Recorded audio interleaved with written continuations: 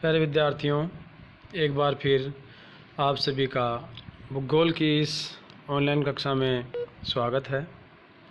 हम भी पाठ द्वितीय में आर्थिक एवं संसाधन भूगोल का अध्ययन कर रहे हैं। पिछले वीडियो में हमने कृषि की परिभाषा और कृषि के प्रकारों के बारे में चर्चा की थी। इसी क्रम में आज हम कृषि प्रदेशों की चर्चा करेंगे और साथ ही जो कृषि प्रदेशों का सीमांकन किया जाता है अर्थात कृषि प्रादेशिकरण किया जाता है, उन विधियों की भी चर्चा करेंगे। कृषि प्रदेश एग्रीकल्चर रीजन।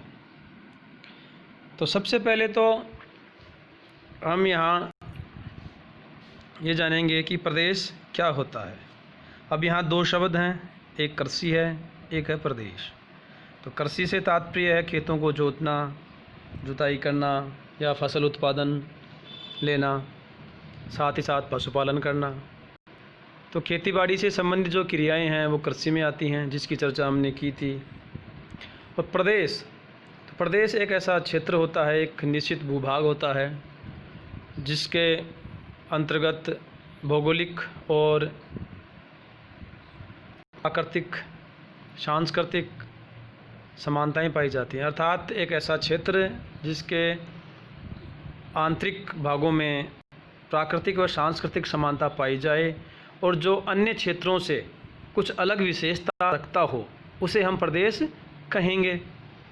तो प्रदेशों का भी विभाजन किया जाता है। कई तरह के प्रदेश होते हैं। प्राकृतिक प्रदेश होते हैं जिनमें प्राकृतिक तत्वों की समानता होती है। सांस्कृतिक प्रदेश होते हैं जिनमें सांस्कृतिक प्रदेशों की समानता होती है। ऐसे ही औद्योगिक प्रदेश होते हैं जहाँ औद्योगिक क्रियाओं की समानता होती है। ऐसे ही कृषि प्रदेश होते हैं, तो जहाँ कृषि क्रियाओं से संबंधित समानता हो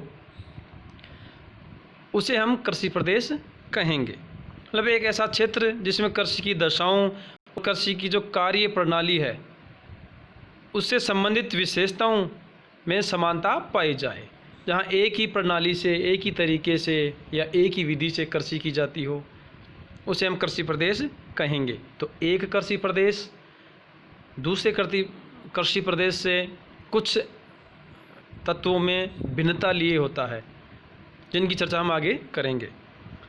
तो कृषि प्रदेश में फसलों के प्रकार, उत्पादन की विधि, कृषि में कौन कौन से उपकरण और तकनीक प्रयोग किए जा रहे हैं, किसानों की जो जीवन पद्धति है या जीवन का स्तर है उसमें क्या क्या समानताएं या विषमताएं हैं, इन सभी के आधार पे हम कृषि प्रदेशों का निर्धारण करते हैं। तो कृषि प्रदेश अपने निकट के प्रदेश से भिन्नता रखता है। तो इस तरह कृषि प्रदेशों में भौतिक, आर्थिक, सामाजिक, सांस्कृतिक कारणों के कारण भिन्नता पाई जाती है, जिसके कारण एक कृषि प्रदेश दूसरे कृषि प्रदेश से अलग दिखाई देता है या उसकी कुछ अलग विशेषताएं होती हैं। तो कृषि प्रदेशों का निर्धारण कई तत्वों के आधार पर किया गया है। अब बात करते हैं कृषि प्रदेशों के सीमांकन की। अर्थात कृषि प्रदेशों का जो वर्गीकरण किया गया है या एक कृषि प्रदेश से दूसरे कृषि प्रदेश के बीच में जो सीमा रेखाएं मानी गई हैं, तो उसका कोई निश्चित प्राकृतिक मापदंड नहीं है। अलग अलग भूगोलवेताओं ने या विद्वानों ने अपने अनुभवों के आधार पे या अलग अलग तत्वों के आधार पे कई तरह के कृषि प्रदेशों का विभाजन किया है, सीमांकन किया है। तो कृषि प्रदेशों के सीमांकन के लिए हम मुख्यतः यहाँ तीन विधियों की चर्चा करेंगे, जिसमें जो विधियाँ हैं, पहली है आदर्शी विधियाँ, दूसरी है आनुभाविक या अनुभवजनित विधियाँ और तीसरी है गणितीय या सांख्यिकी विधियाँ।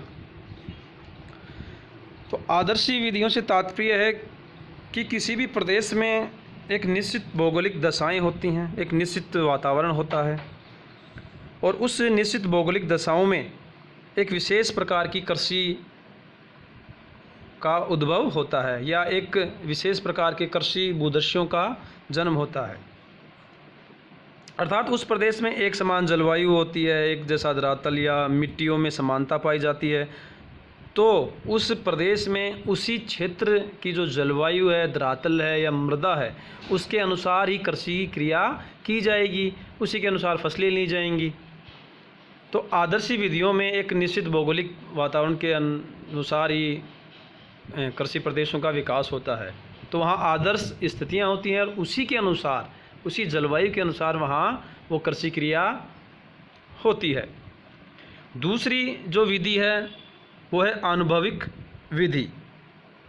इस विधि में कई विद्वानों ने या भूगोलवेताओं ने अपने व्यक्तिगत अनुभवों के आधार पर कृषि प्रदेशों का निर्धारण किया है। अब जिसमें कई विद्वान हैं जिन्होंने अपने अपने अनुभव के आधार पर कई कृषि प्रदेशों का निर्धारण किया। जैसे उदाहरण के लिए अगर बात करें तो उत्तरी अमेरिका के कृषि प्रदेशों का वर्गीकरण O.E. बेकर महोदय ने किया। यूरोप के कृषि प्रदेशों का वर्गीकरण जॉनसन महोदय ने किया। दक्षिणी अमेरिका के कृषि प्रदेशों का विभाजन C.F. जोन्स ने अपने अनुभव के अनुसार किया। ऑस्ट्रेलिया में कृषि प्रदेशों का विभाजन G. टेलर महोदय ने अपने अनुसार किया। और एशिया में बाल्केनबर्ग महोदय ने किया। और ऐसे ही अफ्रीका में सांझ महोदय ने वर्गीकरण किया। तो इस विधि के अनुसार व्यक्तिगत जो अनुभव हैं उनके अनुसार कृषि प्रदेशों का विभाजन किया गया है। अगली जो विधि है वो है सांख्यिकी विधियां या गणितीय विधियां।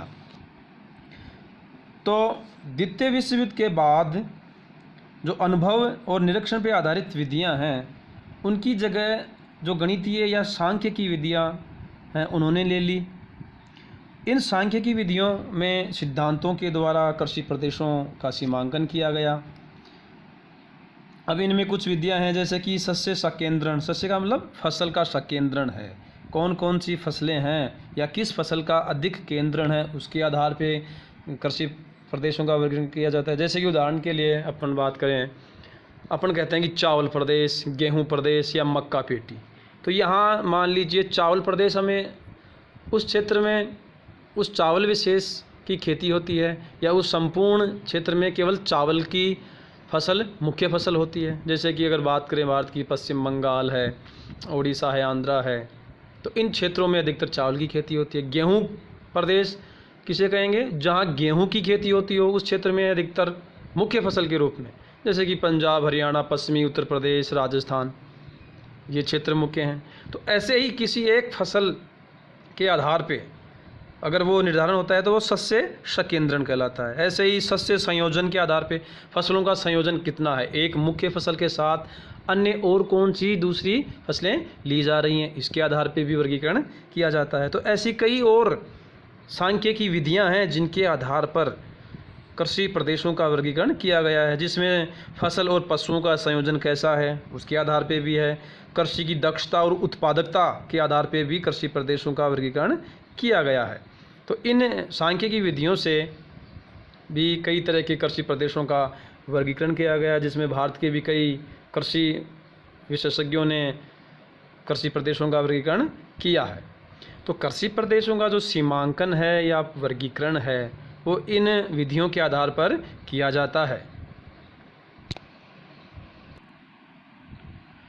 तो आज के इस वीडियो में हमने कृषि प्रदेश क्या होते हैं और कृषि प्रदेशों का सीमांकन या प्रादेशिकरण किस तरह से किया जाता है इसकी चर्चा की है।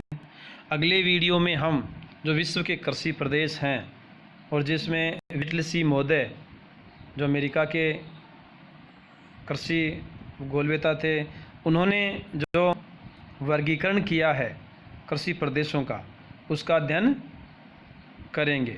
धन्यवाद।